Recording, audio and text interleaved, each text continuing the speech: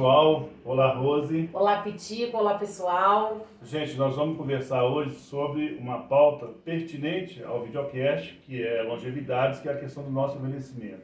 Que é em função da própria longevidade que nós estamos vivendo mais, o que é muito interessante, muito bom, mas a gente precisa também ter uma atitude de prevenção que é sobre a demência, as demências. Então, Rose, a questão é o seguinte, para a gente bater esse papo, para a gente conversar. Será que demência é o final? Não tem mais perspectiva de possibilidade de viver? Como é que a gente pode comentar isso? Não, na verdade, Pitico, eu posso afirmar até por experiência própria, né? Sim, verdade. Demência não é o fim.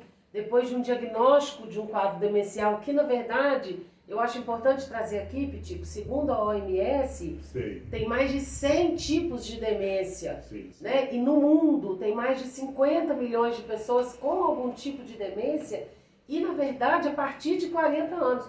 Não é para apavorar ninguém não, tá, pessoal? De forma alguma. Eu e Pitico estamos nessa faixa etária, mas é para a gente ter conhecimento e tomar consciência que cada vez mais tem acontecido, de além das pessoas mais velhas ficarem suscetíveis também a ter algum tipo de demência, e por isso a prevenção é tão importante. A gente já gravou sobre isso, né, Pitico?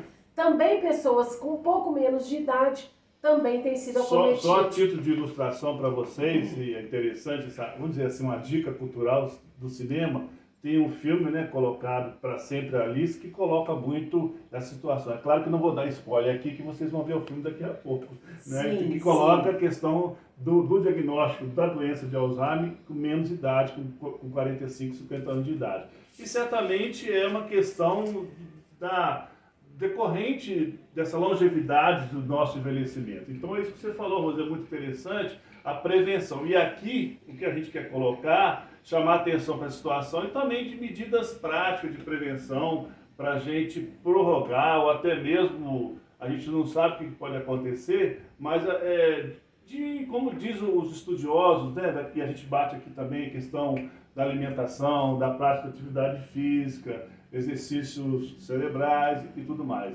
E é claro que tendo o diagnóstico, e você dizia da vivência que eu também participei, é importante que a família aí se reúna, se organize, faça aí um plano de cuidado, não é isso, Rose? Porque é uma dinâmica que vai ser toda, digamos, alterada em função do comportamento que essa demência do tipo de Alzheimer, que é um dos tipos de demência, né? Conforme você estava falando, para a gente se organizar e manter qualidade de vida para essa nossa pessoa idosa. Vou trazer duas informações aqui rapidinho, Pitico, só para complementar. Os quatro tipos de demência mais comuns, na verdade, são o Alzheimer, a demência vascular, a demência por corpos de Levy e a demência frontotemporal. Na verdade, são os quatro mais conhecidos, digamos assim. E a demência de Alzheimer é a que tem a maior prevalência de casos, aproximadamente 80%. Então tem gente que pensa às vezes assim, mas tudo é Alzheimer. Não! Tem muitos outros tipos de demência, com outras, inclusive, formas de cuidado e tratamento. O próprio diagnóstico da questão da demência de Alzheimer não é tão fácil assim. Você vai fazendo por exclusão, né? Sim, não é fácil chegar nesse diagnóstico. Agora, você estava colocando, Piti, com relação à família, né? A questão da família se organizar. A repercussão na dinâmica familiar. Trazendo para a parte prática, tem alguns passos aí que são importantíssimos. Eu vou tentar resumir aqui. Tem muita coisa para a gente discutir, valem vários videocasts, né? Mas eu vou tentar trazer um pouquinho isso aqui de uma forma mais prática. Primeiro, pessoal, não é o fim de forma alguma. Por experiência própria, eu cuidei da minha mãe junto com o Pitico, né, com a família toda no apoio, por 12 anos. Então, tem pessoas que vivem com Alzheimer 20 anos. Né? A gente tem aí na literatura, nos estudos, existem casos que a pessoa fica um ano, isso aí é individual. Outra coisa, não tem regra. Porque tem pessoas que falam assim, mas isso vai durar 30 anos.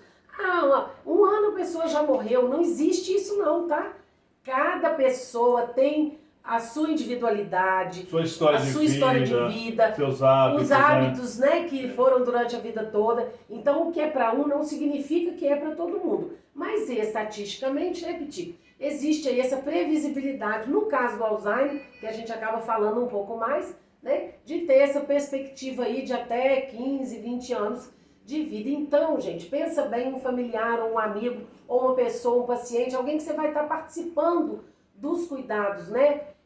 Por um tempo longo. É óbvio que é preciso se organizar, criar um plano, elaborar um plano de cuidado, né? Dividir esse cuidado com o familiar, que é muito complicado, Não né? dá para pensar realmente que a gente sozinho dá conta, porque ninguém dá conta de nada sozinho.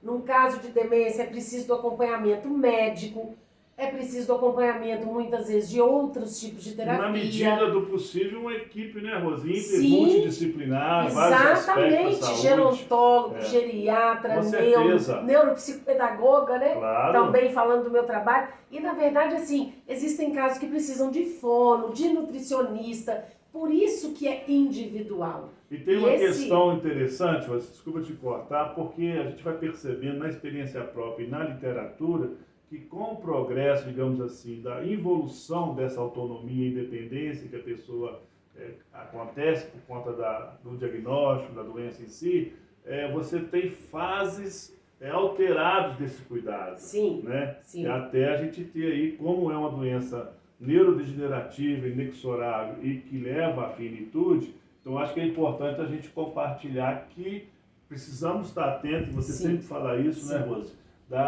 De como que a gente vai se portar diante dessas fases que a pessoa idosa vai passando por ela em função da demência de Alzheimer, né? Sim, porque até, Pitico, só para complementar isso que você colocou, muitas vezes essa pessoa idosa que está com demência, com o declínio leve, né, o declínio cognitivo leve, ela precisa muitas vezes de companhia, mas ela consegue fazer independentemente, né, as suas atividades, fazer a sua refeição, andar, assistir TV, tomar banho, enfim. Isso não fica comprometido desde o início. Perfeito. Normalmente não fica, sim. né? Uhum. Então, muitas vezes é importante ter o olhar atento do familiar ou de quem está no cuidado. Também a gente não pode, eu acho que a IPTIC é o nosso maior desafio. Sim. Não dá para achar que tudo pode. O médico falou que meu pai está bem, minha mãe está bem, meu avô está bem e está tudo certo. Deixa ele sozinho no banco, deixa na padaria, deixa fazer compra, tá tudo ótimo. Pelo amor de Deus, gente, esse bom senso a gente tem que ter. Se a pessoa já tem uma demência instalada,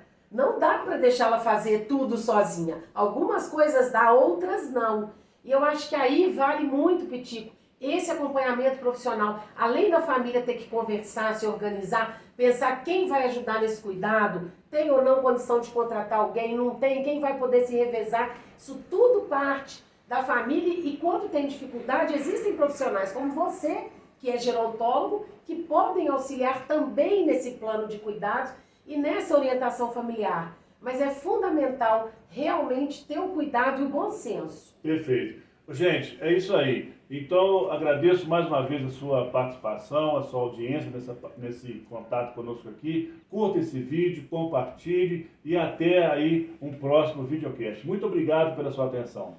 Muito obrigada e para quem ainda não se inscreveu, se inscreva no canal e indique para o maior número de pessoas. Muita gratidão pela atenção. Até o próximo.